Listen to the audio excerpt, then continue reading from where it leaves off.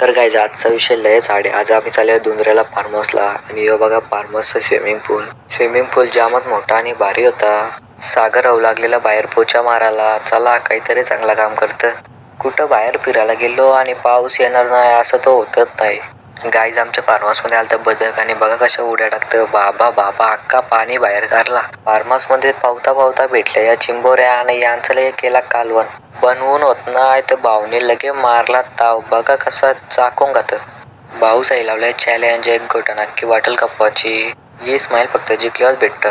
भाऊ साई घेतलं टोप शेंगा आणि दोघा बसलेलं आणि एकच ग्लास घेतलेला. याला बोलता प्रेम. मिनी पण भरलेला ग्लासान थंडा.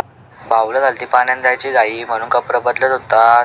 बाहेर जाऊन बघता तर भर पावसान चाललेलं यांचा WW. तर बघा आता कोण जिंकतं. भाऊनी तर फार जोरात घेतलेली. यो वारो बाबा बाबा उसळला ना आपटला. यो बघा कोणचा व्हिडिओ हरवले असेल तर कॉल करून नक्की सांगा. बाहेरच्या व्ह्यूची मजा घेत मस्त सगळी का धुका चालता.